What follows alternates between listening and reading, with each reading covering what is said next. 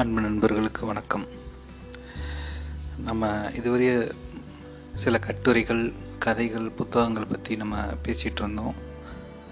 அந்த வரிசையில் இன்றைக்கி நம்ம புதுமைப்பித்தன் சிறுகதைகளை அப்பப்போ நடுவில் இந்த சிறுகதைகளை பற்றி நம்ம பேசுவோம்.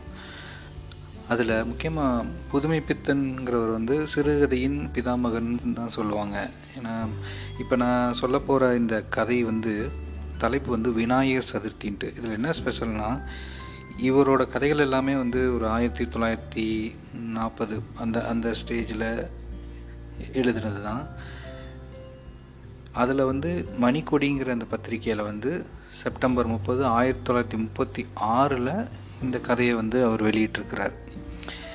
எனக்கு இந்த கதையை படிக்கும்போது என்ன ஸ்பெஷல் அனுபவமாக இருந்ததுன்னா, இப்போ இருக்கிற இந்த கதையை இப்போ ஒரு ஷார்ட் ஃபிலிமாவோ ஒரு சின்ன ஒரு படமாகவோ எடுத்தால் இதோட எடிட்டிங் எப்படி இருக்குங்கிறத நினச்சி பார்த்தா அப்போயே இப்படி யோசிச்சிருக்கிறாருங்கிறப்ப எனக்கு அதிசயமாக இருந்துச்சு. எக்ஸாம்பிள் இது ஒரு விநாயகர் சதுர்த்தி அன்னைக்கு ஒரு வீட்டில் ஒரு கணவன் மனைவியும் இருக்கிறாங்க. அந்த விநாயகர் சதுர்த்திக்கு தேவையான எல்லா வேலையும் 2 பேரும் பார்த்துட்ருக்காங்க.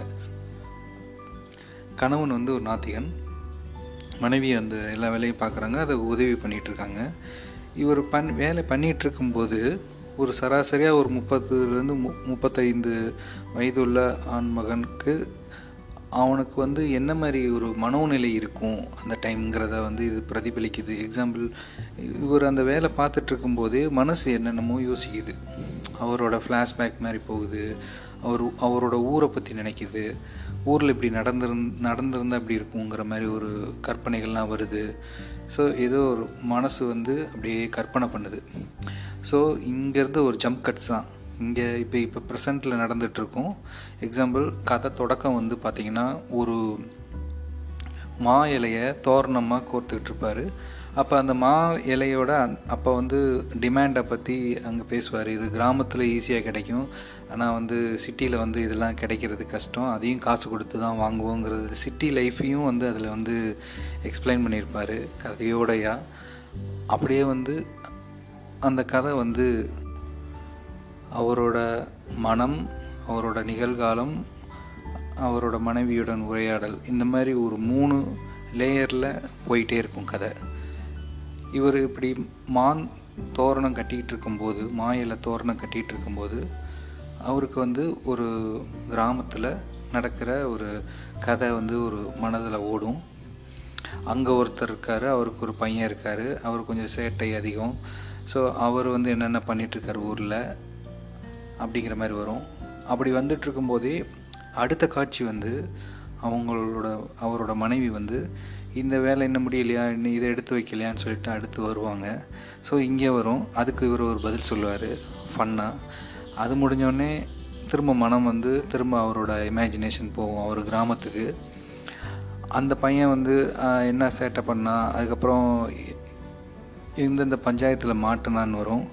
திரும்ப இங்கே அந்த சிலையெல்லாம் எடுத்து வைக்கலையாங்கிற மாதிரி இந்த லேயர் வரும். இப்படியே மாறி மாறி வந்துட்டுருக்கும். ஸோ அது ஒரு இடத்துல அந்த கதை முடியும், இங்கே ஒரு இடத்துல இந்த கதையும் முடியும். இந்த கதையை படிக்கும்போது கதையின் சுவாரஸ்யங்கிறத விட இந்த மாதிரி ஒரு எடிட்டிங், அதாவது கதையோட லேயரை 3ஆக பிரித்து ஜம்ப் பண்ணி ஃப்ளாஷ்பேக் மாதிரி போகிறது, கற்பனை மாதிரி போகிறது, திரும்ப ப்ரெசண்ட் வர்றது, ப்ரெசண்ட்டில் உரையாடுறது, திரும்ப மனம் அங்கே போகிறது, இப்படியே வர்றது நல்லா இருந்தது. அந்த காலத்தில் அப்படி யோசித்து எழுதியிருக்கிறாரு. இந்த கதையை கண்டிப்பாக படிங்க. இது புதுமைப்பித்தன் சிறுகதை தொகுப்பில் வர விநாயக சதுர்த்திங்கிற தலைப்பில் இருக்கிற கதை. கண்டிப்பாக படிங்க. நன்றி, வணக்கம்.